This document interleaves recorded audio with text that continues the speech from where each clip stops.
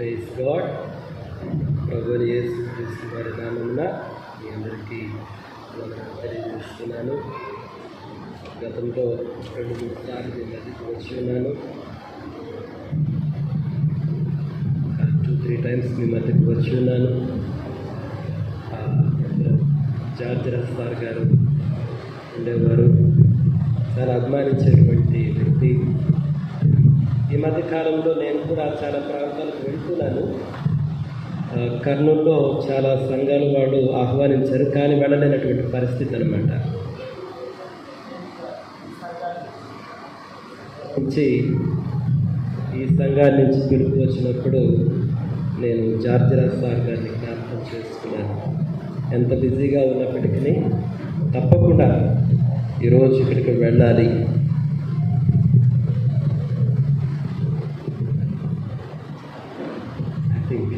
ఇది నిలబడుతుంది, ఏదో వైర్లెస్లో పర్వాలేదు, అవసరం లేదు నాకు వైర్లెస్లో దట్ సార్.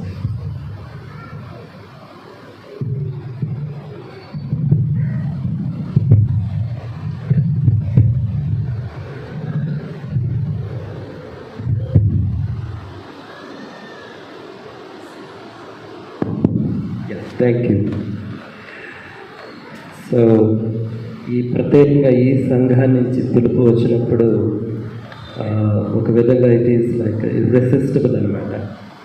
నేను జార్జ్ రస్తార్ గారిని జ్ఞాపకం చేసుకున్నాను. అంత మాత్రమే కాదు, కానీ ఇక్కడ షాలెన్ గారు ఇక్కడ ఉన్నారు. నాకు ఇష్టమైనటువంటి పరిచారకుల్లో ఆయన కూడా ఒకరనమాట. ఒక నమ్మకంగా వాళ్ళిద్దరు యాక్చువల్గా లైఫ్ అంతా మంచి గురువు శిష్యులు కాబట్టి it is an irresistible call అనమాట. కాదు అనలేను అటువంటి పిలుపు. అందుకని తప్పకుండా ఈరోజు మీ మధ్యకు రావాలనుకున్నాను.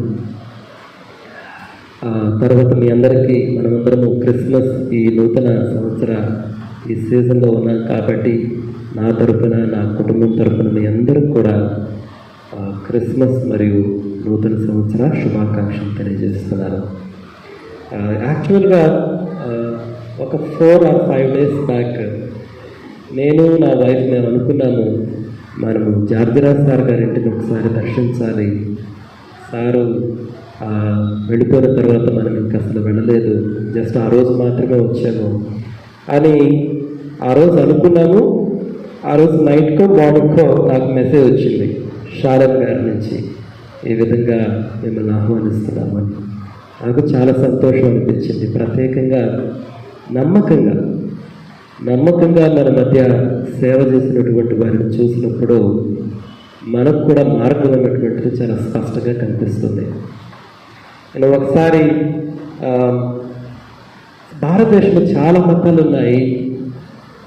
ఇప్పుడు క్రైస్తవం కూడా ఒక మతం అయింది. యాక్చువల్గా వాళ్ళ సేఫ్టీకి కొన్ని డాక్టర్స్తో పోరాటాలు చేస్తుంటారు. మేము ఇది నమ్ముతారు, మీరు అది నమ్ముతారు. ఈ డాక్టర్స్లో కొట్లాడుకునే వాళ్ళు ఎక్కువైపోయారు. అలానే ఒకసారి ఒక ఫిలాసఫర్ సాధు సుందర్ సింగ్ గారిని ఆయన కలిసినప్పుడు, ఏమయ్యా నువ్వు హిందుత్వాన్ని వదిలిపెట్టి క్రైస్తవంలోకి వెళ్ళావు, క్రైస్తవంలో హిందుత్వంలో లేనటువంటిది క్రైస్తవంలో ఉన్నది ఏంటయా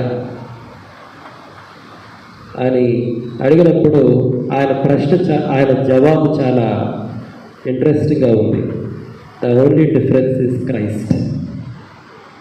క్రీస్తే తేడా.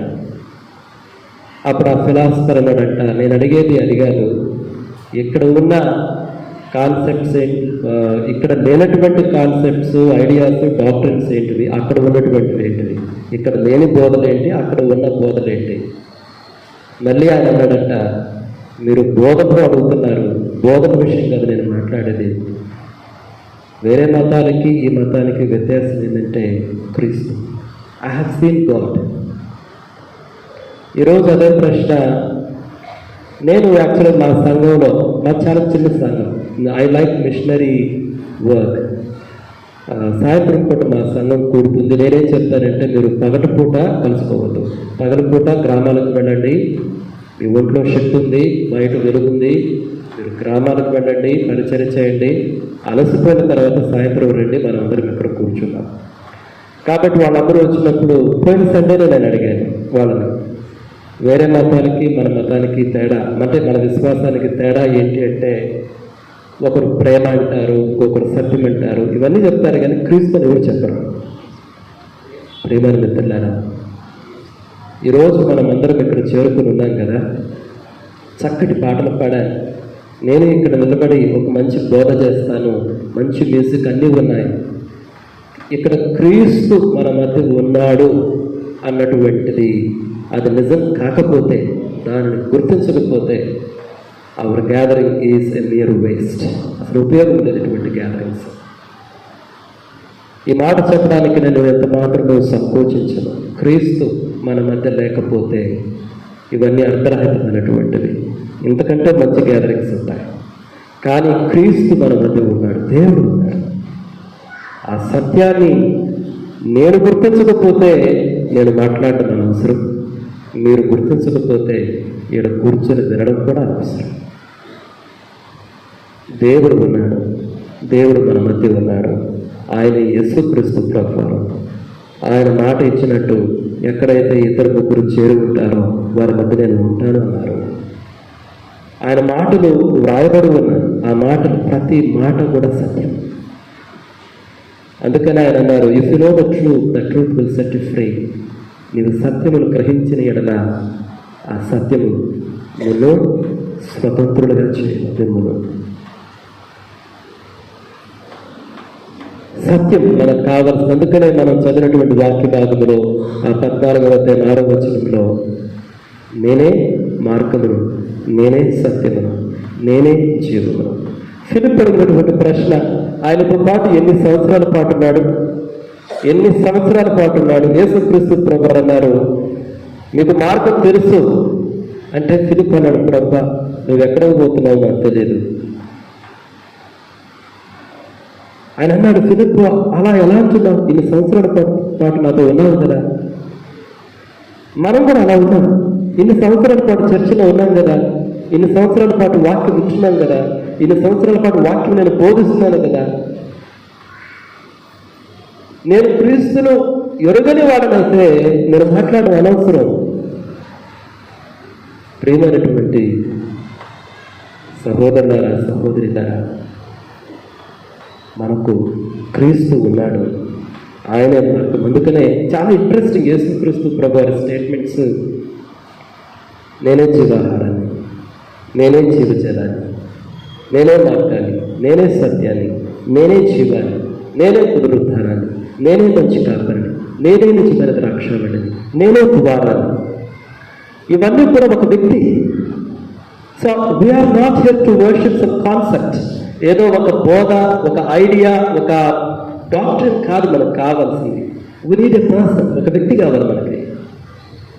Unless we have that person, ఆ వ్యక్తిని కానీ మనం కలిగి ఉండకపోతే ఆ ప్రతి వారం పాడే పాటలే కదా, ఆ ప్రతి వారం తినే వాక్యమే కదా, ప్రతి వారం తీసుకునే ద్రాక్షారసమే కదా, ఆ రొట్టె ముక్కే కదా, అలా అయిపోతుంది. అలా అయినప్పుడు that is the most dangerous thing you say.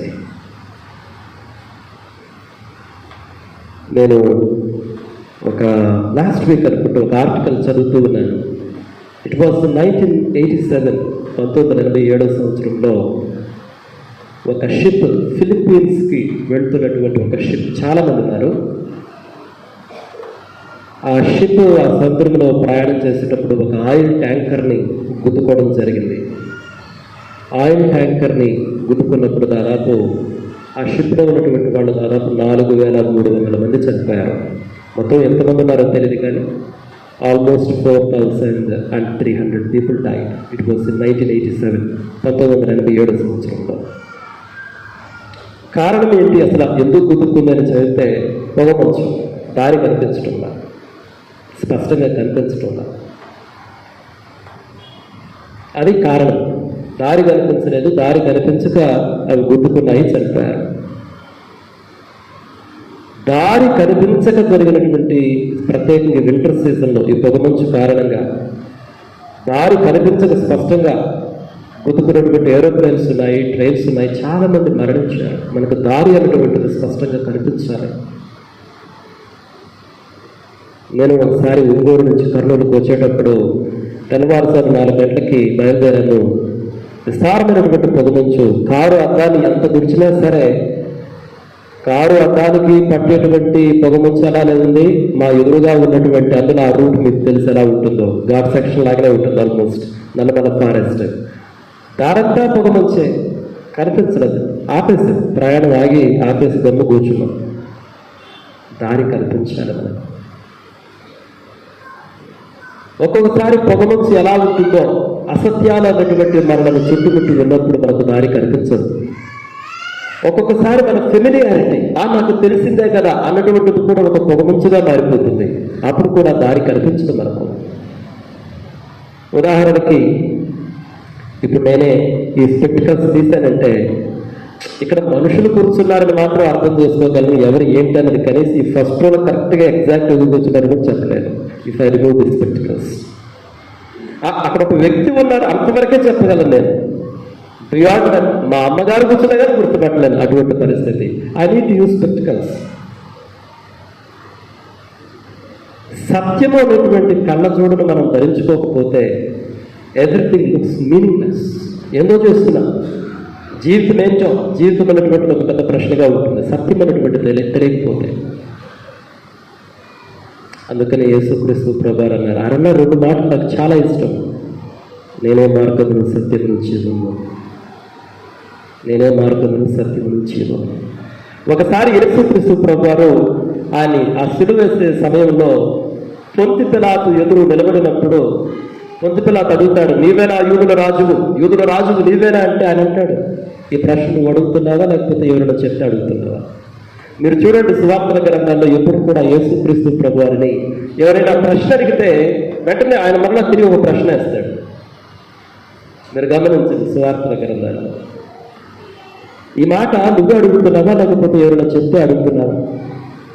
ఇంకా ఆ సంభాషణ ఆ విధంగా కిందకు చూస్తే ఆయన ఒక సందర్భంలో అంటాడు, మీరు అక్కడ చూడండి, చాలా అద్భుతమైనటువంటి వాక్యము, సత్యము గురించి సాక్ష్యం ఇవ్వడానికి నేను పుట్టాను, ఇందు నిమిత్తమే ఈ లోకానికి వచ్చాను. ఒకసారి చూద్దాం ఆ వాక్యాన్ని. Let's see that is what is Christmas. Yohanu సువార్త 18వ అధ్యాయం అనుకుంటాను. లెట్స్ సీ 18వ అధ్యాయమైనా 18వ అధ్యాయంలో సరే ఎన్నో వచ్చిన చెప్తారా? 37వ వచ్చిన 18వ అధ్యాయం 37వ వచ్చిన. అందుకు పిలాతు, నీవు రాజువా అని ఆయనను అడుగగా, యేసు, నీవన్నట్టు నేను రాజునే, సత్యముల గురించి సాక్ష్యం ఇచ్చుటకు నేను పుట్టితిని, ఇందు నిమిత్తమే ఈ లోకమునకు వచ్చితిని, సత్య సంబంధి అయిన ప్రతివాడును నా మాట వినుడనెను. అందుకు పిలాతు, సత్యమనగా ఏమిటి అని ఆయనతో చెప్పాను. అతడు ఈ మాట చెప్పి బయటనున్న యూదుని యొద్దకు తిరిగి వెళ్ళి చాలు. ఈ లోకంలో ఒక వండర్ఫుల్ ప్రశ్న ఏదైనా ఉందంటే అది పిలాతు అడిగినటువంటి ప్రశ్నే. అయితే దానికి ముందు యేసుక్రీస్తు ప్రభువారు చెప్పారు, సత్యముల గురించి సాక్ష్యం ఇవ్వడానికి నేను పుట్టాను, ఇందు నిమిత్తమే ఈ లోకానికి వచ్చాను. That's what Christmas is all about. Christmas అంటే యేసుక్రీస్తు ప్రభువారు సత్యముల గురించి సాక్ష్యం ఇవ్వడానికి ఈ లోకానికి రావడమే. ఆ తర్వాత ఆయన అన్నాడు, సత్య సంబంధి అయిన ప్రతి వాడును నా మాట విను. ప్రియమైన మిత్రుడా, ఏంటి ఆ సత్యం? అదే ప్రశ్న పిలాతు అడిగాడు యేసుక్రీస్తు ప్రభువారు, వాట్ ఈస్ ట్రూత్? సత్యం అంటే ఏంటి అని అడిగాడు. అద్భుతమైన ప్రశ్న. కానీ అత్యంత విచారకరమైన విషయం ఏంటంటే ఆ ప్రశ్న అడిగాడే కానీ ఆ ప్రశ్నకు సమాధానం కొరకు ఎదురు చూడాలి. వెళ్ళిపోయాడు. ఆ మాట చెప్పి ఆ ప్రశ్నకి వెళ్ళిపోయాడు. అప్పుడంత సభ, అరే పిలాతు ఒక్క నిమిషం అక్కడ ఉండుంటే ఎంత బాగుంది. అసలు ఏం చెప్పేవాడు? నేను ఒక ప్రొఫెసర్, ఒక టీచర్. బేసిక్గా మేము ఎక్కువగా డెఫినేషన్స్ చూస్తుంటాం. పిల్లలకి ఏది చెప్పాలో ముందు నిర్వచనం. ఒక అమేజింగ్, ఒక అద్భుతమైనటువంటి ప్రశ్న, సత్యమనగా ఏంటి? కానీ పిలాతు వేచి ఉండలేదు. మనలో చాలా మంది కూడా ఎలా ఉంటామంటే ప్రశ్నలు వేస్తూ ఉంటాం. మన సంతోషం ప్రశ్నలు వేయడంలోనే ఉంటుంది, కానీ ఆ ప్రశ్నకు సమాధానం వినడానికి అంత ఓర్పు, అంత సహనం, అంత ఆసక్తి కూడా ఉండదు. Sometimes we are more interested to put questions. ప్రశ్నలు పెట్టడం, ప్రశ్నించడం అబ్బా ఎంత తెలివి కలవాడు, ఆహా ఎంత మంచి ప్రశ్న. కానీ ఆ ప్రశ్నకు సమాధానం వినేటువంటి ఓపిక నీకుందా, సహనం నీకుందా, ఆ ప్రశ్నకు సమాధానం వెతికే ఆ స్వభావం నీకుందా? పిలాతు అడిగినటువంటి ప్రశ్న నేను ఆలోచన చేసినప్పుడు లోకంలో 3 రకాల వ్యక్తులు ఉన్నారు చూడండి. ఒక కేటగిరీ పిలాతు, సత్యం అంటే నిర్లక్ష్య స్వభావం, ప్రశ్నలు అడగడంలోనే సంతోషిస్తారు, సమాధానాల కోసం ఎదురు చూడరు. There are many people, many amount are like that. ప్రశ్నించడంలోనే మనకు గొప్పతనం ఉంటుంది, కానీ కారణం ఏంటంటే పిలాతుకి సత్యం అంటే నిర్లక్ష్యం. He is representing a particular group of people who never care about truth. సత్యం గురించి ఏమాత్రము పట్టించుకున్నటువంటి ఒక తెగలకు చూస్తున్నాడు పిలాతు. కొంతమంది ఉన్నారు, వాళ్ళు ఎలా ఉంటారో తెలుసా? ఒక ఫేమస్ స్పిరిచువల్ గురు భారతదేశంలో ఉన్నాడు. ఒక ఫేమస్, ఆయన పేరు ఆశారాం బాబా. మీరు వినే ఉంటారు. ఒక 10-20 years మీరు చదవండి బ్యాక్. విస్తారం భారతదేశంలో దాదాపు కొన్ని 100లకు పైగా ఆశ్రమాలు పెట్టాడు. చాలామంది ఫాలోవర్స్ ఉన్నారు. విస్తారమైన రుచి, పాపులారిటీ అంతా ఉంది. ఒకసారి ఒక 16 ఏళ్ళ అమ్మాయి ఆయన పేరు కేసు పెట్టింది రాజస్థాన్ ప్రాంతంలో. ఈయన నా పైన అత్యాచారం చేశాడని. ఆ తర్వాత గుజరాత్లో కొన్ని కేసులు నమోదయ్యాయి. 2 అక్కాచెల్లెలు కేసు పెట్టారు. అయితే ఆ కేసు పెట్టినందుకు తర్వాత ఆయనకి 2 సార్లు జీవిత ఖైదు పడింది. 2 సార్లు వేశారు. ఒక్క జీవిత ఖైదు ఇతనికి సరిపోదని చెప్పి 2 జీవిత ఖైదులు వేశారు. ఆయనకి వేశారు, ఆయన కొడుకు కూడా వేశారు. 2 ఉన్నారు పనిలో, అత్యాచారం చేసినటువంటి నేరంలో. అయితే విషయం ఏంటంటే ఈ కేసు నడిచే సమయంలో వీళ్ళిద్దరు చేసిన పనులు జడ్జిని బెదిరించారు, పోలీస్ ఆఫీసర్స్ని బెదిరించారు, కేసు పెట్టిన అమ్మాయిలు వాళ్ళ కుటుంబ సభ్యులను బెదిరించారు, కొంతమంది డాక్టర్స్ని చంపేశారు, వాళ్ళ కుటుంబ సభ్యులను కొంతమందిని చంపేసి చాలా మందిని చంపేశారు. కొంతమందికి సత్యాన్ని ఎదుర్కొనే ధైర్యం లేనప్పుడు సత్యానికి సంబంధించిన సాక్షులను చంపాలనుకుంటారు. సత్యానికి సాక్షులను చంపొచ్చు, కానీ సత్యాన్ని మాత్రం చంపలేదు. One day you must face truth. ఇది 2వ కేటగిరీ. ఒకరేమో సత్యం అంటే నిర్లక్ష్య స్వభావం కలిగినటువంటి వారు ఒకరైతే, కొందరైతే సత్యాన్ని ఎదుర్కొనే ధైర్యం లేక సత్యానికి సాక్షులను చంపాలనుకునేవారు, సత్యాన్ని చెరిపివేయాలనుకునేవారు. This is the second group of people. 3వ వాడు సత్యాన్ని ఎదుర్కొని సత్యానికి తల వంచి ఆహ్వానించేవాడు. మరి మనం ఏ గ్రూప్లో ఉన్నాము? I'm telling you once again, ఏ బోధ మనల్ని రక్షించలేదు, ఏ ఫిలాసఫీ మనల్ని రక్షించలేదు, ఏ సహవాసము మనల్ని రక్షించలేదు. కేవలం దేవుడు మాత్రమే రక్షించగలడు. ఆయన కలిగి ఉంటే మాత్రము everything will be different. Life becomes so meaningful. జీవితం అనేది చాలా అర్థంతో నిండి ఉంటుంది. భార్య అయినా, భర్త అయినా, ఉద్యోగమైనా, ఒక ఆరాధనైనా, వాక్యమైనా, ప్రార్థనైనా, everything becomes meaningful when we know him. ఆయన తెలుసుకుంటే ఎవ్రీథింగ్ బికమ్స్ సో మీనింగ్ఫుల్. చాలా అర్థవంతంగా ఉంటుంది ప్రియమైన మిత్రులారా. మరి యేసుక్రీస్తు ప్రభువు అన్నటువంటి మాటలు, సత్యముల గురించి సాక్ష్యం ఇవ్వడానికి నేను వచ్చానని చెప్పారు కదా, అందునిమిత్తమే వచ్చానన్నారు కదా. మరి అందునిమిత్తం ఆయన వచ్చినప్పుడు ఆయన ఏ సత్యం చెప్పారో మనకు తెలియాలి కదా. We must know. అనేక సత్యాలు చెప్పారు. ఒక 5 సత్యాలు నేను మీ ముందు ఈ సమయంలో మీ ముందు వచ్చడానికి నేను ప్రయత్నం చేస్తాను. మొట్టమొదటి చూడండి, మనకు 1947 సంవత్సరంలో స్వాతంత్రం వచ్చింది. అయితే అదే సంవత్సరంలోనే, అదే రోజున ఆల్మోస్ట్ భారతదేశం 2గా విడిపోయింది. పాకిస్తాన్ సపరేట్ అయిపోయింది. పాకిస్తాన్ ఫౌండర్ జనరల్ మహమ్మద్ అలీ గారు,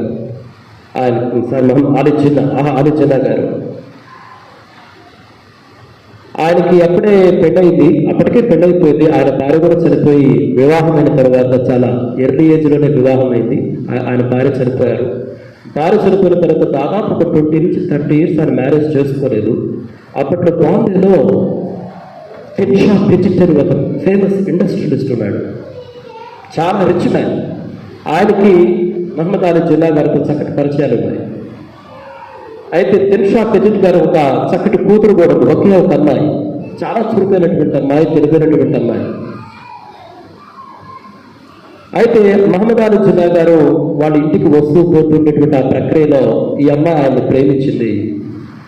కానీ వాళ్ళిద్దరు వయసు దాదాపు 24 సంవత్సరాల తేడా ఉంది. వాళ్ళేమో పార్సీ మతానికి సంబంధించినటువంటి వాళ్ళు, వీళ్ళేమో ముస్లిమ్స్. వాళ్ళ తండ్రి గారు ఒప్పుకోలేదు. అమ్మాయి కుటుంబాన్ని కాదనుకుంది. మహమ్మద్ అలీ జిన్నా గారిని వివాహం చేసుకుంది. వివాహమైన ప్రారంభంలో బాగా ఉన్నారు. ఆ తర్వాత మహమ్మద్ అలీ జిన్నా గారు ఒక దేశానికే నాయకుడు అంటే ఎంతో సమయాన్ని వెచ్చించాలి. ఆయన సమయం అంతా దేశానికే సరిపోయింది. భార్యకి ఇవ్వడానికి సమయమే లేదు. కానీ భర్త నుంచి అనుకున్నటువంటి ప్రేమ రాలేదు. ఆ అమ్మాయి బలహీన పడిపోయింది, వ్యాధిగ్రస్తురాలు అయిపోయింది. ఆ సమయంలో మా అమ్మ నాన్న దగ్గరికి వెళ్తాండి అనుకుంది. తండ్రి గారు ఒప్పుకోలేదు. నువ్వు మమ్మల్ని వద్దనుకున్నావు కదా. బంధుమిత్రుల దగ్గరికి వెళ్దాం అనుకుంది. వాళ్ళు కూడా అంతగా ఆహ్వానించలేదు. చివరికి ఆ అమ్మాయి చనిపోయింది. ఆ అమ్మాయి చనిపోయినప్పుడు ఆ అమ్మాయి వయసు కేవలం 29 సంవత్సరాలే. ఆ అమ్మాయి కేవలం 29 సంవత్సరాలు. చాలా అందమైన అమ్మాయి, చురుకైన అమ్మాయి, ఐశ్వర్యవంతురాలు. అండ్ ఆ అమ్మాయి చనిపోవడానికి ప్రధానమైన కారణం ఏంటంటే ప్రేమ లభించకపోవడమే. భర్త ప్రేమ లభించలేదు, తల్లిదండ్రుల ప్రేమ ఒకప్పుడు వద్దనుకుంది కాబట్టి ఇప్పుడు వాళ్ళు ఏమన్నారు, బంధుమిత్రుల ప్రేమ కూడా లభించలేదు. నేను ఎందుకు చెప్తున్నానంటే love is the essential force for us to progress in our life. ప్రేమ అన్నటువంటిది ప్రతి మనిషికి కావాలి ఈ జీవితంలో మనం ముందుకు వెళ్ళాలంటే. మీకు తెలుసు, జాన్ కీట్స్ అని బాగా చదువుకున్నటువంటి ఇంగ్లీష్ ప్రొఫెసర్స్కి బాగా తెలుసు. జాన్ కీట్స్ ఎంత ఫేమస్ ఇంగ్లీష్ పోయిట్ ఆయన, ఎంత ఫేమస్ ఇంగ్లీష్ పోయిటో తెలుసా జాన్ కీట్స్. కానీ ఆయన చనిపోయినప్పుడు ఆయన వయసు ఎంత తెలుసా? కేవలం 25 సంవత్సరాలే. 25 సంవత్సరాలకి చనిపోయాడు. కానీ ప్రపంచ చరిత్రలో ఎప్పటికీ నిలిచిపోయినటువంటి ఇంగ్లీష్ పోయిట్ జాన్ కీట్స్. ఆయన చనిపోవడానికి కూడా కారణం, ఆయన ఒక అమ్మాయిని ప్రేమించాడు. అనుకున్న ప్రేమ లభించలేదు. అతను రోగగ్రస్తుడై చనిపోయాడు. నా పాయింట్ ఇదే ప్రియమైన మిత్రులారా, love is the essential thing for us to progress in our life. ప్రేమ అనేటువంటిది ప్రతి మనిషికి కావాలి. నేను ఎందుకో చెప్తున్నానంటే యేసుక్రీస్తు ప్రభువు తాను బోధించడానికి తలపెట్టినటువంటి ప్రతి బోధలోను, తాను చేయడానికి తలపెట్టినటువంటి ప్రతి కార్యములోనూ love is the central theme. ప్రేమ అన్నటువంటిది కేంద్ర స్థానంలో ఉంది. అందుకే దేవుడు ప్రేమయున్నాడని బైబిల్ గ్రంథం చెప్తుంది. ప్రేమ మిత్రులారా, ఆయన బోధనను బట్టి యోహాన్ అంటాడు, నీ సహోదరుడు ఒక అవసరతలో ఉన్నాడు, నీ సహోదరుడు నువ్వు ప్రేమించలేదు, కానీ కనబడనటువంటి దేవుని నేను ప్రేమిస్తున్నాను నువ్వు చెప్తున్నావు. కనిపించే సహోదరుడు ప్రేమించలేని నీవు కనబడిన దేవుని ఎలా ప్రేమిస్తావు? నేను దేవుని ప్రేమిస్తున్నానని చెప్పే ప్రతివాడు కూడా తన సహోదరుని ప్రేమించాలి. ఎందుకంటే దేవుడు ప్రేమై ఉన్నాడు. God is love. Love is the central theme in everything that Jesus began to teach and taught, teach and to do. అందుకనే ఒకసారి ఈ యొక్క వ్యభిచారంలో పట్టబడినటువంటి స్త్రీని తీసుకొని వచ్చినప్పుడు అందరూ రాళ్ళు పట్టుకున్నారు. అంటే రాళ్ళు పట్టుకున్నప్పుడు వాళ్ళు ఏమనుకుంటున్నారంటే, మేము రాళ్ళతో కొట్టి అమ్మాయిని చంపేస్తే దేవుడు సంతోషిస్తాడని వాళ్ళు అనుకుంటున్నారు. అందుకని వాళ్ళు అంటున్నారు, మోషే ధర్మశాస్త్రం ప్రకారం రాళ్ళతో కొట్టి చంపాలని కదా వాటి వాళ్ళు అనుకుంటున్నారు. God is more interested to kill people, to punish people like that. కానీ యేసుక్రీస్తు ప్రభువు గారు, మీరు పాపం లేని వాడు పట్టుకుంటే రాయి వేయండి. ఆ తర్వాత ఆయన అంటారు, అమ్మా నేను కూడా నిన్ను శిక్షించను, అయితే ఇక మీద పాపం చేయను. యేసుక్రీస్తు ప్రభువు ఆ సందర్భంలో ఆయన వాట్ ఈస్ హి డిస్ప్లే. ఆ సమయంలో ఆయన చెప్తుంది ఏంటంటే ప్రేమ. God is love. God is not interested in killing people. అందుకని యేసుక్రీస్తు ప్రభువు ఎక్కువగా సుంకరులతోటి, పాపులతోటి, తక్కువ వాళ్ళతోటి ఉంటే వాళ్ళు అనేవారు, oh he's the friend of sinners, పాపుల స్నేహితుడు. నిజమే, ఆయనే అన్నాడు, వైద్యుడు రోగులు కావాలి కానీ ఆరోగ్యంగా ఉన్న వాళ్ళ కొరకు కాదు కదా. నేను పాపుల కొరకే వచ్చాను, నీతిమంతుల కొరకు రాలేదు. ఎవరికైతే అవసరమో నేను వారి కొరకే వచ్చాను. ఒకసారి ఎరుకో పట్టణాల నుంచి ఆయన పోతూ ఉంటే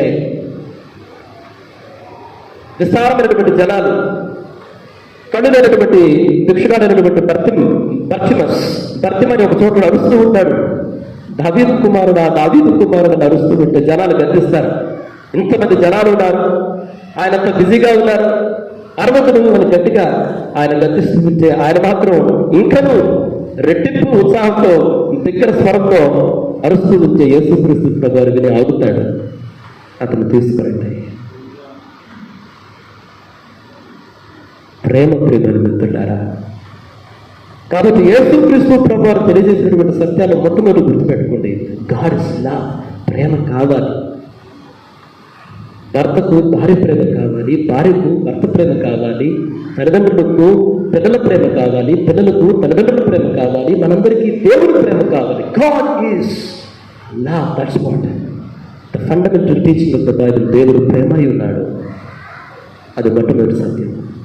ఆ తర్వాత యేసుక్రీస్తు ప్రభువు తెలియజేసినటువంటి మరొక సత్యం గమనిస్తే ఆయన సందర్భంలో అంటాడు, మనుషుడు రొట్టె వలన మాత్రమే కాదు కానీ దేవుని నోటి నుండి వచ్చి ప్రతి మాట వలన బ్రతుకును. What does it mean? What does he mean when he said that? ఇది చూడండి, టోనీ స్కాట్ అని చెప్పి ఒక హాలీవుడ్ డైరెక్టర్ ఉన్నారు. మనకి టాలీవుడ్ తెలుసు, తెలుగువుడ్ తెలుసు, బాలీవుడ్, బాంబేవుడ్ తెలుసు, అలీవుడ్ తెలుసు, హాలీవుడ్ కూడా తెలుసు మనకి. Hollywood the highest level. Tony Scott చాలా ఫేమస్ డైరెక్టర్. చాలా గొప్ప గొప్ప యాక్టర్స్ తోటి ఆయన ఫిల్మ్స్ తీశాడు. డెంజల్ వాషింగ్టన్ తోటి మీకు తెలుసు టాప్ గన్ అనేటువంటి మూవీ చాలా famous movie. It was produced and directed by Tom Scott. చాలా పేరు ప్రతిష్టలు సంపాదించాడు, విస్తారమైన ధనం సంపాదించాడు. కానీ 60 సంవత్సరాల వయసులో ఒక విన్సెంట్ అనేటువంటి ఆ బ్రిడ్జి పైకి దూకి చనిపోయాడు. ఆయన చనిపోయినటువంటి కారణం వాళ్ళ బ్రదర్ చెప్పారు. ఆయన ఏం చెప్పారంటే, he was suffering from the feelings of emptiness and disconnection. ఏదో ఒక శూన్యత తన హృదయంలో ఉంది, ఏదో సఫలత లేదు తనకు, సమ్ డిస్కనెక్షన్ అండ్ అన్ఫుల్ఫిల్మెంట్. సఫలత లేదు అతని హృదయంలో. There is something he wants but he couldn't get it. Alec ఆయన ఒక ఆయన ఉంటాడు, చాలా ఫేమస్ ఫ్యాషన్ డిజైనర్. అలెగ్జాండర్ అనుకుంటాను, అలెగ్జాండర్. ఆయన ఫ్యాషన్ డిజైనర్. ఆయన చాలా చాలా అవార్డ్స్ పొందుకున్నాడు. బ్రిటిష్ వాళ్ళు ఒక అత్యున్నతమైనటువంటి అవార్డు కూడా ఆయనకి ఇచ్చారు. అదేంటంటే the commander of the order of British empire. The commander of the order of British empire.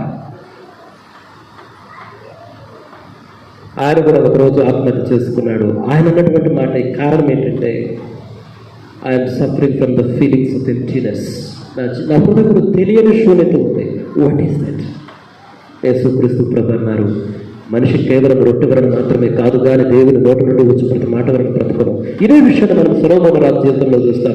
విస్తారమైనటువంటి జ్ఞానాన్ని సంపాదించాడు, విస్తారమైనటువంటి పేరు ప్రతిష్టలు సంపాదించాడు, విస్తారమైనటువంటి తెలివిని సంపాదించాడు, విస్తారంగా కోరికలు తీర్చుకున్నాడు. He enjoyed everything. కానీ అల్టిమేట్గా ఏమన్నాడు? వ్యర్థం, సమస్తం వ్యర్థం. ఈ సూర్యుడి క్రింద నరుడు పడుతున్నటువంటి ప్రయాసంతా వ్యర్థం. ప్రియమైన మిత్రులారా, what happen to all this people? ఏం జరిగింది వీళ్ళందరికీ? అదే యేసుక్రీస్తు ప్రభువు తెలియజేస్తున్నారు. మనిషి అంటే కేవలం శరీరం కాదు. శరీరం కోసం ప్రాకులాడితే చిట్టు చివరికి మనకు మిగిలేది శూన్యతే. గాలినే మనం పట్టుకునేది. ఎవరైనా నూనెను పిడికి నిండా పట్టుకోగలరా? గాలిని ఎవరైనా పిడికి నిండా పట్టుకోగలరా? కేవలం శరీరం కోసం ప్రాకులాడితే చిట్టు చివరికి మన పరిస్థితి అలానే ఉంటుంది. యేసుక్రీస్తు ప్రభువు అదే, మీకు ఒక ఆత్మ ఉంది. అందుకనే మనుషుడు కేవలం రొట్టె వలన మాత్రమే కాదు కానీ దేవుని నోటి నుండి వచ్చి ప్రతి మాట వలన బ్రతుకుని. ఎందుకంటే మనిషికి ఒక ఆత్మ ఉంది. ఆ ఆత్మకి దేవుని మాట కావాలి, దేవుని సహవాసం కావాలి. అందుకని యేసుక్రీస్తు ప్రభువు నేనే జీవాహారమని. అందుకని యేసుక్రీస్తు ప్రభువు బోధన చూడండి, ఆయన కన్సిస్టెంట్ గా టీచ్ చేస్తూ వచ్చాడు. మనిషి అంటే కేవలం శరీరం కాదు, ప్రతి మనిషికి ఒక ఆత్మ ఉన్నది. మరణమే మనిషికి అంతం కాదు, మరణం తర్వాత కూడా జీవితం ఉంది. అందుకని ఒక సందర్భంలో ఆయన అంటారు, కేవలం నీ శరీరాన్ని హింసించే వారికే కాదు కానీ నీ శరీరమును, నీ ఆత్మను కూడా హింసించగలిగిన వారికి భయపడండి. కేవలం ఈ లోకంలో ధనవంతులుగా ఉండాలని మీరు కోరుకోవద్దు, పరలోక రాజ్యంలో ధనవంతులుగా ఉండండి. అదే కదా లాజరు ధనవంతుడు ఉపమానమును కూడా మరణించిన తర్వాత ధనవంతుడి పరిస్థితి ఏమిటి? యేసుక్రీస్తు ప్రభువు చెప్పిన బోధన కన్సిస్టెంట్ గా ఏం చెప్పినంటే కేవలం శరీరం కొరకు బ్రతకవద్దు. Don't live for the body, you will be disappointed. నువ్వు అలసిపోతావు, ఓడిపోతావు చివరికి. కేవలం శరీరం కోసము, కేవలం డబ్బు కోసము, కేవలం పేరు ప్రతిష్టల కోసము ఏదో నేను పొందుకుంటాను అంటే you will be defeated at the end of your life. You won't find any happiness. Boris Becker famous tennis క్రీడాకారుడు. ఆయన the youngest Wimbledon champion, 2 times win చేశాడు. ఆయన ఇంటర్వ్యూ చేస్తూ వాళ్ళు అడుగుతారు, అయ్యా నువ్వు ప్రపంచంలో అత్యంత శిఖరానికి వెళ్ళావు కదా, ఇప్పుడు ఎలా ఫీల్ అవుతున్నావు, నెక్స్ట్ నీ గోల్ ఏంటని అడిగారు. నెక్స్ట్ నీ గోల్ అంటే బోరిస్ బేకర్ ఏమన్నాడు తెలుసా? ఆత్మహత్య చేసుకోకుండా నన్ను కాపాడుకోవడమే నా గోల్. Never shock. ఆత్మహత్య చేసుకోకుండా నేను కాపాడుకోను, because now I feel everything is empty. ప్రియమైన మిత్రులారా, మనకు ఒక ఆత్మ ఉన్నది అన్నటువంటి విషయాన్ని మనం గమనించాలి. ఆత్మకు ఆహారం దేవుడే, దేవుడితో సహవాసమే. అందుకే ఆయన నేనే జీవాహారాన్ని. అందుకే ఆయన అన్నాడు, ఎవరైతే నా శరీరాన్ని తింటారో, నా రక్తాన్ని త్రాగుతారో వాళ్ళకి మరణం ఉండదు. కాబట్టి మనం చాలా మంది అడుగుతారు, చాలా మంది నేను స్పెషల్గా క్రిస్టియన్స్ కాదు కానీ క్రిస్టియన్స్ కూడా అడుగుతారు, సార్ అసలు బాడీని ఆత్మని ఎలా అర్థం చేసుకోవాలంటే, ఫర్ ఎగ్జాంపుల్ చూడండి, అక్కడ చక్కటి క్యాష్ ఉంది, సంబడి ప్లే ఇయ్యా మన సహోదరుడు, ఆ క్యాష్ అక్కడ పెట్టండి, అక్కడ ఎవరు లేరు, ఒక రోజంతా చూడండి, 2వ రోజు చూడండి, 3వ రోజు చూడండి, దాని నుంచి ఏం మ్యూజిక్కే రాదు. ఎప్పుడైతే ఆ సహోదరుడు అక్కడికి వచ్చి ప్లే చేస్తాడు అప్పుడే మ్యూజిక్ వస్తాయి. కార్లు ఉన్నాయి బయట, ఆ కారు అక్కడే పెట్టి చూడండి చూడండి చూడండి, కారు ఎప్పటికీ కదలదు. డ్రైవర్ ఎందుకు కూర్చొని నడిపితేనే కారు కదిలింది. అలానే ఈ శరీరం కేవలం ఇక్కడ ఉంటే ఏం కదలదు, కుడిపోతుంది. ఎప్పుడైతే ఆత్మ అన్నటువంటిది ఈ శరీరంలో ఒక కారు డ్రైవర్ లాగా, ఒక మంచి మ్యూజిక్ ప్లేయర్ లాగా వచ్చి ఈ శరీరంలోకి ఆత్మ నివసిస్తుందో అప్పుడు మన కళ్ళు చూస్తాయి, మన చేతులు పనిచేస్తాయి, మన కాళ్ళు పనిచేస్తాయి. ప్రియమైన మిత్రులారా, అందుకని సామెతల గ్రంథంలో ఏమన్నట్టు తెలుసు, 20వ అధ్యాయంలో ఆత్మ అన్నటువంటిది యెహోవా పెట్టినటువంటి దీపము. ఒక్కొక్కసారి దూర ప్రాంతాలకు వెళ్ళినప్పుడు ఒక్కొక్కసారి ఇళ్ళు ఉన్నాయో కూడా కనిపించదు, కానీ ఏదైనా ఒక చిన్న పూరి గుడిసెలో ఒక చిన్న దీపం ఉంటే చాలు, అక్కడ ఒక ఇల్లు ఉంది, అక్కడ మనుషులు ఉన్నారని మనకు అర్థమవుతుంది. ఆత్మ అన్నటువంటిది మనిషిలో దేవుడు పెట్టినటువంటి దీపం. ప్రియమైన మిత్రులారా, కాబట్టి 2వ విషయం గుర్తుపెట్టుకోండి, మనిషి కేవలం శరీరం కాదు, మరణం అనేది మనిషికి అంతం కాదు, ప్రతి మనిషికి కూడా ఒక ఆత్మ. We are in fact truly spiritual beings. మనము ఆత్మ కలిగినటువంటి మనుషులు. 2వ విషయం, ఇది యేసుక్రీస్తు ప్రభువు చెప్పినటువంటి వాటిలో ప్రధానమైనటువంటి విషయం. 2వది. 3వది, ఒకసారి యేసుక్రీస్తు ప్రభు వారిని ఆయన మాటను చిక్కించుకోవాలని చెప్పి కొంతమంది వచ్చి ప్రశ్నలు వేస్తూ ఉంటారు. ఆ ప్రశ్నలు వేస్తూ ఉన్నప్పుడు ఒకసారి పరిసైలు పంపించినటువంటి వాళ్ళు వచ్చి అడుగుతారు, అయ్యా మనం కైసరుకు పన్ను కట్టాలా వద్దా, కట్టొచ్చా లేదా? అప్పుడు యేసుక్రీస్తు ప్రభు వారు అంటారు, మీ దగ్గర ఉన్నటువంటి ఒక దీనారం ఇవ్వండి. అది చూపిస్తాడు, దీని మీద ఎవరు పోతుంది, దీనిపైన ఎవరు వ్రాస్తూ ఉంది. అయ్యా ఇది కైసరు బొమ్మ, ఇది కైసరు రాత, మరి ఇది కైసరు బొమ్మ కాబట్టి కైసరు రాత కాబట్టి కైసరుకే ఇచ్చేయండి, దేవునికి ఇవ్వండి. సరే వాటిపైన కైసరు బొమ్మ ఉంది, రాత ఉన్నది, అయితే కైసరుదే, మరి దేవుని వేచివి నీ పైన ఎవరు బొమ్మ ఉంది, నీ పైన ఎవరు రాత ఉంది? దేవుని స్వరూపం, మనం దేవుని స్వరూపంలో దేవుని కోరికలో చేయబడినటువంటి వారు. ప్రియమైన మిత్రులారా, we have an image of God. దేవుని పోలిక, దేవుని స్వరూపము. చాలా మంది అడుగుతూ ఉంటారు, క్విక్గా చెప్తారు, దేవుని పోలిక అంటే దేవుని ఇమేజ్ అంటే ఏంటి? See God is a spiritual being. దేవుడు ఆత్మ ఉన్నాడు. అదేవిధంగా ప్రతి మనిషికి ఒక ఆత్మ ఉన్నది. God is an emotional being. దేవుడికి భావోద్రేకాలు ఉన్నాయి, అదేవిధంగా మనకు కూడా భావోద్రేకాలు ఉన్నాయి. God is an intellectual being. దేవుడు ఆలోచించగలడు, మనం కూడా ఆలోచించగలము. God is a relational being. దేవుడు సంబంధ బాంధవ్యాలను ఉండేటటువంటి వాడు, మనకు కూడా సంబంధ బాంధవ్యాలు కావాలి. అందుకే నేను ప్రారంభంలో చెప్పిన ప్రేమ అనేటువంటిది అవసరము. God is a volitional being. దేవుడికి స్వయం నిర్ణయాలు తీసుకునే అధికారం ఉంది, మనకు కూడా అక్కడ నిర్ణయాలు తీసుకునే అధికారం ఉంది. ఇవన్నీ కలిపి చూస్తే that is the image of God. అది దేవుని స్వరూపంలో, దేవుని కోరికలో మనం ఉన్నాం. కానీ చాలా మందికి అది నచ్చదు. కొంతమంది సైంటిస్టులు ఏమంటారు తెలుసా? సైంటిస్ట్ అందరూ కాదు. కొంతమంది సైంటిస్టులు వాళ్ళకి తెలియకపోయినా కానీ తెలిసినట్టు చెప్పాలనుకుంటూ ఉంటారు. కొంతమంది చింపాంజీ నుంచి వచ్చారని చెప్పేవాళ్ళు, కొంతమంది డార్విన్ సిద్ధాంతం, మరి చింపాంజీ నుంచి మనిషి వచ్చాడని చెప్పేవాడు. మరి చింపాంజీ ఉండి మనిషి అయితే ఇప్పుడు మనుషులు ఇంకా నెక్స్ట్ ఇంకేం జీవులు అవ్వాలి, ఏదో ఒక జంతువులు అవ్వాలి కదా. మనం ఎవల్యూషన్ నిజమైతే మనం ఇంకేమవ్వాలో రానున్న రోజుల్లో మనమేమవుతాం, మనుషులు అవుతాం, ఇంకా డిఫరెంట్ బీయింగ్స్ అయిపోతామేమో తెలియదు. కొంతమంది అంటారు మనిషి అణువులు పరమాణువుల సముదాయం అంటారు. సముదాయం మనిషి అంటే అణువులు పరమాణువుల సముదాయం అంటారు. నేను అడుగుతున్నాను, ఒక ప్రశ్న అడుగుతాను. మీరు మీ చిన్న బిడ్డని చేతులకు తీసుకొని చూసి సంతోషించినది ముద్దాడేటప్పుడు అబ్బా నా బిడ్డ అనుకుంటారా? అబ్బా చక్కటి అణువులు పరమాణువుల సముదాయం అంటారా? నీ భార్యను ముద్దాడేటప్పుడు, నీ భర్తను ముద్దాడేటప్పుడు అబ్బా చక్కటి అణువులు పరమాణువుల సముదాయం అంటారా? నీ ప్రతిరూపాన్ని నీ బిడ్డలో చూసుకుని నీ ప్రాణమంతా తనవేసి ప్రేమిస్తారు. ఆలోచించు ఒకసారి. What makes more sense? What is more meaningful? ఏది అర్థవంతంగా ఆలోచించు ఒకసారి. ప్రేమను మిత్రులారా, యేసుక్రీస్తు ప్రభువు ఈ లోకంలో చాలా మంది మీకు తెలుసా, కొంతమంది ఏమో చింపాంజీ నుంచి మనుషులు వచ్చాయంటే, కొంతమంది ఏమో అణువులు పరమాణువుల సముదాయం అంటే, కొంతమంది ఆఫ్రికా కంట్రీలో ఒకప్పుడు స్లేవరీ ఎక్కువ ఉండేది. వాళ్ళు ఏమనేవాడు తెలుసా, కొంతమంది మనుషులు సబ్ హ్యూమన్స్ అనేవాడు. మనుషుల మీద తక్కువ రకమైనటువంటి మనుషులు అనేవాడు సబ్ హ్యూమన్స్. ఈస్టర్న్ యూరోప్ లో రెండో ప్రపంచ యుద్ధ సమయంలో యూదులు ఏమన్నారు తెలుసా? రాట్స్, ఎలుకలు అన్నారు, డాగ్స్, కుక్కలు అన్నారు. అసలు మనుషులుగా ట్రీట్ చేయాలి వాళ్ళని, యూదుల్ని. If you read history. అంతెందుకు మన దేశ ఫిలాసఫీ చూస్తేనే కొంతమంది తలలో నుంచి వచ్చారు, భుజాల నుంచి వచ్చారు, కొంతమంది తొడలో నుంచి వచ్చారు, కొంతమంది కాళ్ళ నుంచి వచ్చారు, కొంతమంది మనవతో సమానం అన్నారు, వాళ్ళని అంటరాని వాడు అన్నారు. కానీ యేసుక్రీస్తు ప్రభావం అడ్డం లేదు. ప్రతి మనిషి దేవుని పోలికలో దేవుని స్వరూపంలో చేరటాడు. ప్రియమైన మిత్రులారా, యేసుక్రీస్తు ప్రభువు తెలియజేసిన గొప్ప సత్యంలో అదొక సత్యం. నీవు నేను దేవుని పోలికలో దేవుని స్వరూపంలో ఉన్నాను. అది మూడో విషయం. ప్రియమైన మిత్రులు, 3 విషయాలు చెప్పారు. దేవుడు ప్రేమ అయి ఉన్నాడు, మొట్టమొదటి విషయం. రెండవది, we're all spiritual beings. మనలో ప్రతి ఒక్కరు ఒక ఆత్మ ఉన్నది. మరణమే మనిషికి అంతం కాదు. అయితే మనం బ్రతకాలంటే దేవుని మాటలు అవసరం, దేవునితో సహవాసం అవసరం. మనకు కావాల్సింది బోధన కాదు, పరిచర్యలు కాదు, ఏది కాదు. We need Christ. యేసుక్రీస్తు ప్రభు కావాలి. Nothing more of it, nothing less of it. దానికి ఏది తక్కువైనా నువ్వు ఇబ్బందులు పడిపోతావు. చూడు, సంఘం అంటే కేవలం ఒక క్రైస్తవుడు అంటే కేవలం నాలాగా వాక్యం బోధిస్తున్నట్టు పొరపాటు. నాలాగా వాక్యం బోధించిన చాలా మంది ఉన్నారు నాస్తికుడిగా మారిపోయినటువంటి వాళ్ళు. Because they never knew Christ. క్రీస్తుని ఎరుగలేదు. మూడో విషయం నేను చెప్పింది, మనం దేవుని కోరికలో దేవుని స్వరూపంలో ఉన్నాము.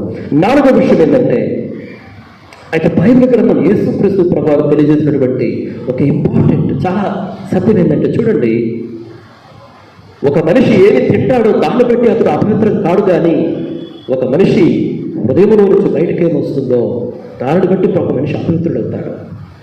దాని అర్థం ఏంటి? నేను మీకు కొన్ని విషయాలు చెప్తాను. చూడండి, 2వ ప్రపంచ యుద్ధంలో ఆ యొక్క కాలాల్లో ఈస్టర్న్ యూరోప్లో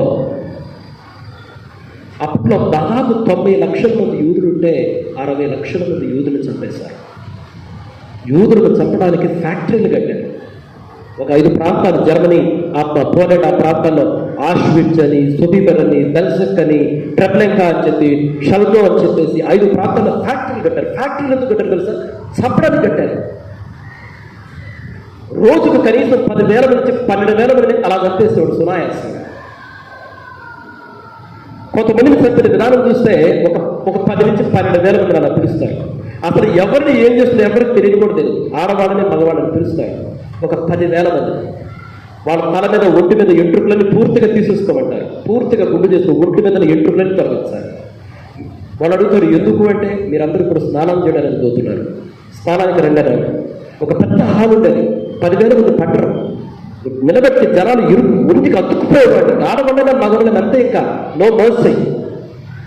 అందరూ నిలబడి మా పైన నీళ్ళు వచ్చి పడతాయని చూస్తూ ఉంటే ఒకసారి విషప గ్యాస్ రిలీజ్ చేసేవాడు. క్షణాల్లో 10 నుంచి 12,000 మంది చచ్చిపోయేవాడు. భయంకరమైనటువంటి పరిస్థితులు. అయితే ఆ సమయంలో ఆ వెంట్రుకలు తీసేశారు కదా, ఆ వెంట్రుకలు ఏం చేసేవాడు తెలుసా? సాక్సులు, ఆడవాళ్ళ వెంట్రుకలతోటి షూ లేసులు, షూలు కట్టుకోవడానికి లేసులు, మన ఇంట్లో డోర్ మ్యాట్లు వ్యాపారం చేశారు. భయంకరంగా చెప్పారు ప్రియమైన మిత్రులారా. అయితే ఇదంతా ఎప్పుడు జరిగింది? 1939 నుంచి 1945 సంవత్సరాల మధ్యకాలంలో జరిగింది. ఆ తర్వాత 1948లో ఇజ్రాయెల్కి స్వాతంత్రం వచ్చింది, ఇజ్రాయెల్ దేశానికి. స్వాతంత్రం వచ్చిన 1960వ సంవత్సరంలో ఒక సంఘటన జరిగింది. అంటే వాళ్ళకి స్వాతంత్రం వచ్చిన అంటే వాళ్ళని చంపి ఇదంతా జరిగిన ఒక 20 సంవత్సరాలకు ఒక సంఘటన జరిగింది. అప్పటికి ఇజ్రాయెల్ ఒక దేశంగా స్థిరపడింది. అయితే ఈ విధంగా ఇజ్రాయెల్ను చంపారు కదా, ఆ చంపడానికి ప్రణాళిక రచించినటువంటి వాళ్ళు చాలా మంది చనిపోయారు. ఒక వ్యక్తి మాత్రం బ్రతుకున్నాడు. అతను అడాల్ఫ్ ఐక్మన్, అతని పేరు అడాల్ఫ్ ఐక్మన్. అతడు అర్జెంటీనా దేశంలో మారు పేరు పెట్టుకుని దొంగచాటుగా బ్రతుకుతూ ఉన్నాడు. తెలిసింది ఆ విషయం ఇజ్రాయెల్కి. అప్పుడు ఇజ్రాయెల్ దేశం నుంచి మొసాద్, ఇజ్రాయెల్ ఇంటెలిజెన్స్ టీం వాళ్ళు వెళ్ళారు అక్కడికి. అతను అక్కడి నుంచి కిడ్నాప్ చేసి తీసుకొచ్చాడు. ఇట్లా అడాల్ఫ్ ఐక్మన్ని ఈ విధముగా 60 లక్షల మంది యూదులను చంపడంలో ఒక రచనకర్తను పట్టుకొని వచ్చామని ఇజ్రాయెల్ దేశంతో తెలిసేసరికి ప్రజలు ఒక్కసారి తచ్చరపడ్డారు. ఎలా ఉంటాడు ఇతను, ఎంత భయంకరంగా ఉంటాడు, ఎంత క్రూరంగా ఉంటాడు, ఇట్లా చంపాడు కదని అందరూ వస్తే చూస్తే ఆశ్చర్యపోయారు. ఒక అందమైన వ్యక్తి ఉన్నాడు అక్కడ, చాలా స్లిమ్గా ఉన్నాడు, చాలా చక్కగా ఉన్నాడు. వాళ్ళు అనుకున్నారు, ఇంత అందంగా ఉన్నాడే, ఇంత స్లిమ్గా ఉన్నాడే, ఇతర చంపింది. 2 సంవత్సరాల కోర్టులో కేసు నడిచినప్పుడు తర్వాత ఉరితీశారు. అయితే పాయింట్ ఇదే, మనం చాలాసార్లు ఒక మనిషి ఎంత అందంగా ఉన్నాడు అనుకుంటాం కదా. అందుకని ఇర్మియా ప్రవక్త అంటాడు, హృదయం అన్నిటికన్నా మోసకరమైనది, ఘోరమైన వ్యాధి కలది. నన్ను చూడండి, చక్కగా మంచి బట్టలు వేసుకుని వచ్చాను కదా, ఒకసారి మీకు తెలిసిందో కోట్ వేసుకుని పోతా, చక్కగా అందంగా వెళ్తా. అక్కడ ఉండే పిల్లలందరూ వస్తారు, ఫాదర్ మీ కోట్ భలే ఉంది ఫాదర్. నేను పల్లెటూరు పరిచయం చేసేది పోతే అందరూ ఫాదర్ ఫాదర్ అంటారు. దాన్ని భలే ఉంది ఫాదర్, మీ కోట్ భలే ఉంది ఫాదర్. మనం ఎప్పుడు బాహ్య రూపాన్ని చూస్తాం, కానీ ప్రవక్త ద్వారా దేవుడు తెలియజేశాడు మన హృదయానికి భయంకరమైన వ్యాధి ఉంది. యేసుక్రీస్తు ప్రభువు అందుకే చెప్పింది, ఒక మనిషి తాను తినేదాని వల్ల అతను అపవిత్రం కాడు, కానీ తన హృదయంలో నుంచి బయటకు వస్తాం. We're all suffering with a terrible disease called sin. పాపమైనటువంటి వ్యాధితో బాధపడుతున్నాం. ఆ విషయం మనం గుర్తించాలి. చాలా మంది అంటారు, ఏంటి క్రైస్తవులు పాపము పాపము పాపం. చూడండి, ఒక వ్యాధిని ఆ వ్యాధిగా గుర్తించాలి. క్యాన్సర్గా గుర్తించాలి. క్యాన్సర్గా కాకుండా నీకేమి లేదు, జలుబు చేసిందని చెప్తే ఆ పేషెంట్ ఏం మెడిసిన్స్ తీసుకుని చచ్చిపోతాడు. కోవిడ్గా గుర్తించాలి, లేదంటే చచ్చిపోతారు. వ్యాధిగా గుర్తించాలి. ప్రియమైన మిత్రులారా, ఈ హృదయానికి ఉన్నటువంటి వ్యాధికి బైబిల్ పెట్టిన పేరేంటంటే పాపము. పాపం అంటే ఏంటో కాదు, తిరుగుబాటు స్వభావం. ఒక మనిషి ఎందుకు అలా చంపుతున్నాడంటే దేవుడంటే భయభక్తులేని స్వభావం, తిరుగుబాటు స్వభావం కారణం. అది బైబిల్ చెప్పేది. ఒక మనిషి ఎందుకు ద్వేషిస్తున్నాడంటే దేవుడికి భయపడే స్వభావం లేదు. ఒక మనిషి ఎందుకు ఎప్పుడు పగతోటి ప్రతీకారంతో రగిలిపోతున్నాడంటే దేవుడికి భయపడే స్వభావం లేదు. దానికే బైబిల్ పెట్టినటువంటి పేరు పాపము. Man is suffering the disease called sin.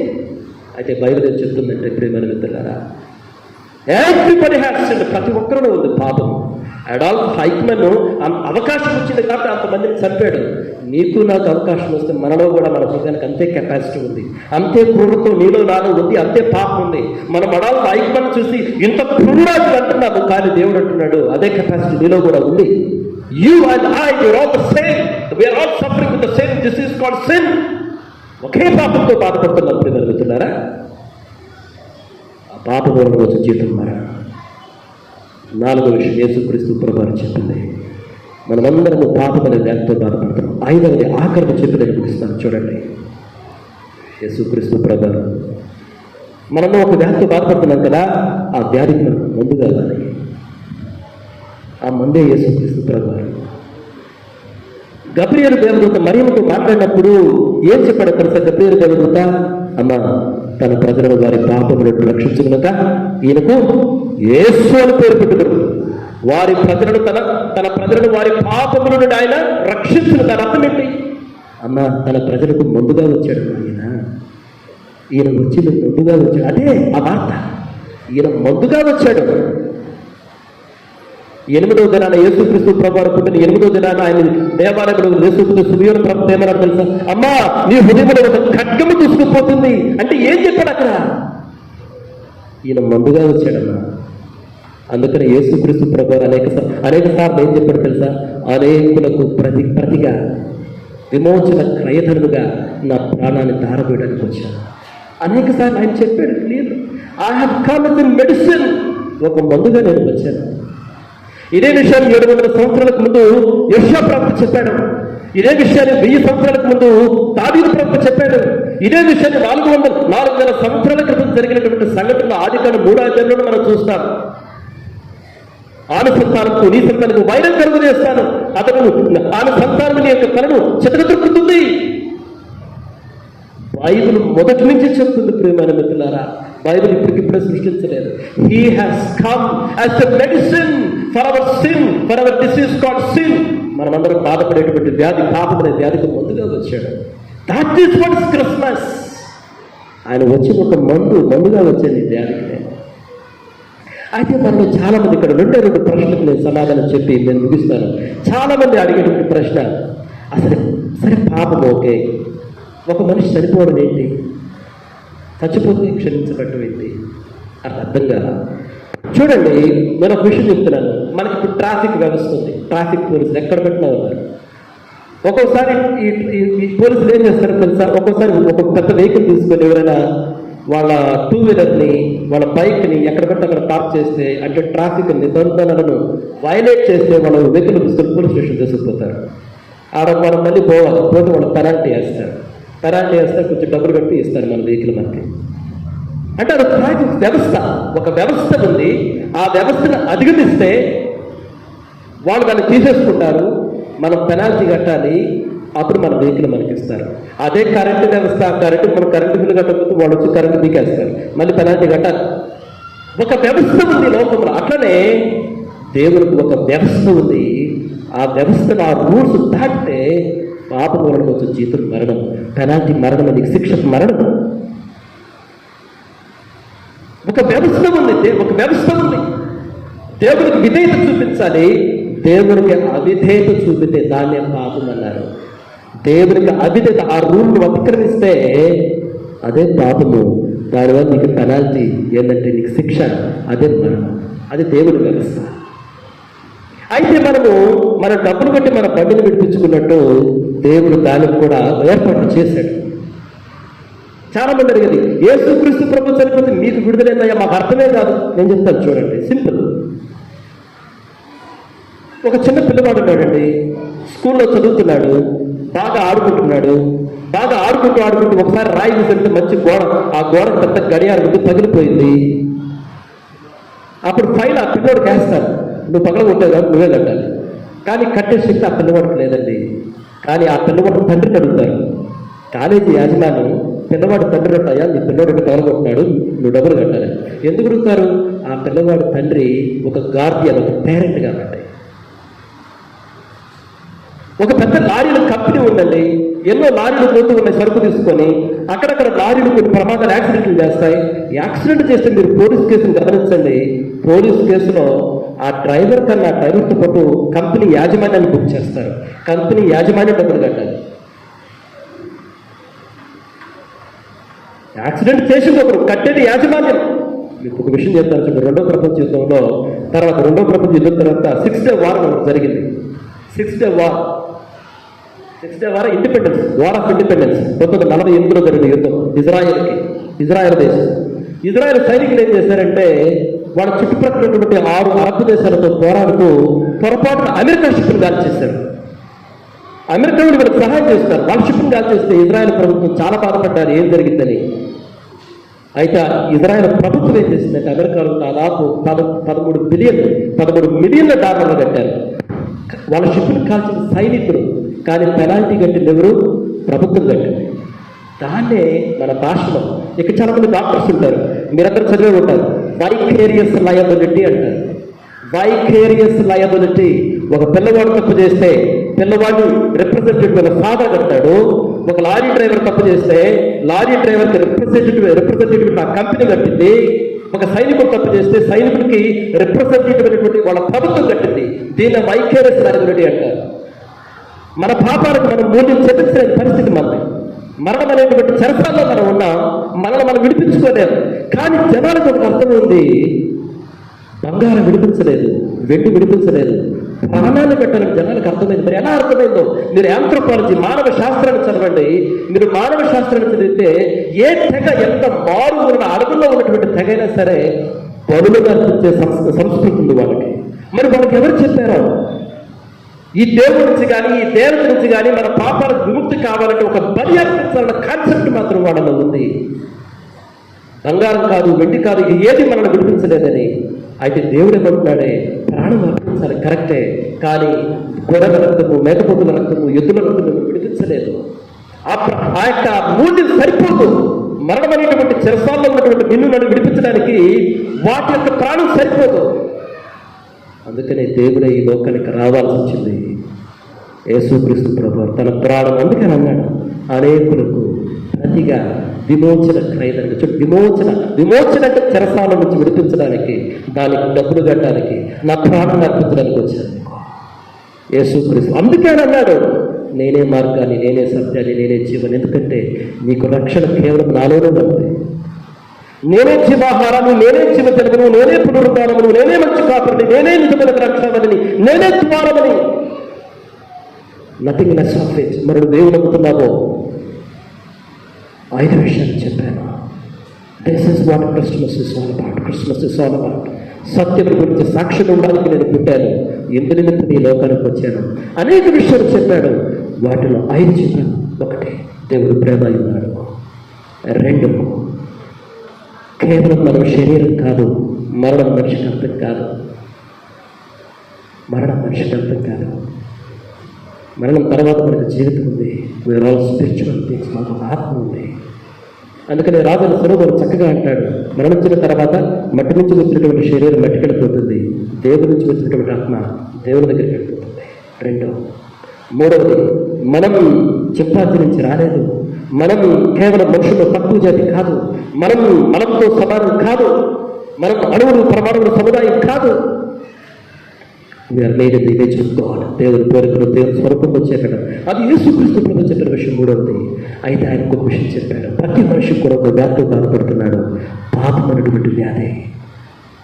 పాపం అంటే ఏంటో కాదు, దేవునికి అవిధేయత బాధపడుతున్నారు. దానికి మందుగా యేసుక్రీస్తు ప్రభువు వచ్చారు. అనేకులు ప్రతిగా విమోచన ఖైదనంగా నా ప్రాణాన్ని పెట్టడానికి వచ్చాను. This is the essence of Christmas. Christmas యొక్క సందేశం ఇది. ప్రియమైన మిత్రులారా, మరి ఒకసారి మళ్ళా ఈ ప్రశ్నని నేను ముగిస్తున్నాను. ఇక్కడికి ఎందుకు వచ్చావు? ఒక పాట పాడటానికి వచ్చావా? మ్యూజిక్ దగ్గరికి వచ్చావా? లేకపోతే నాన్నగారి నుంచి బట్టలు వేసుకొని వాక్యం చెప్పడానికి నేను వచ్చాను? No, to worship Christ. క్రీస్తుని ఆరాధించడానికి. నీకు క్రీస్తు కావాలని, నాకు క్రీస్తు కావాలని చెప్పడానికి వచ్చాను. దానికి కొంచెం తక్కువగా నువ్వు ఇంటికెళ్ళినా ఉపయోగం లేదు. నీకు నాకు కావలసింది క్రీస్తు. బాగా పండగ చేసుకో, మంచి బట్టలు కనుక్కో. కొంతమంది బట్టలు కొట్టు ఇస్తున్నారు. నో, నేను కొనుక్కో దేవుడు కొట్టారు బట్టలు. నాకున్నాడు క్రైస్తు. క్రీస్తు నాకున్నప్పుడు నేనంతా హ్యాపీగా ఉంటాను. ఎవరికైనా సహాయం చేస్తాను. ఉపవాసం ఉంటే ఎందుకుంటాను? నాకు క్రీస్తున్నాడు. బాగా బిర్యానీ తింటే ఎందుకు తింటాను? నాకు క్రీస్తున్నాడు. నిద్రంతా మేలుకుని రాత్రి ప్రార్థన చేసి ఎందుకు చేస్తాను? నాకు క్రీస్తున్నాడు. మంచి బిర్యానీ తింటా, బాగా తింటా, నాకు క్రీస్తున్నాడు. సంతోషంగా ఉంటా, నాకు క్రీస్తున్నాడు. ఆనందంగా ఉంటా, నాకు క్రీస్తున్నాడు. Jesus is the source of everything. ఆయన కావాలి ప్రతి దానికి మూలం. నేను ఎందుకు నా భార్యను ప్రేమిస్తాను? ఎందుకు ఒక సంఘాన్ని ప్రేమిస్తాను? ఎందుకు నా భర్తను ప్రేమిస్తాను? ఎందుకు నా భార్యను ప్రేమిస్తాను? Because of Christ.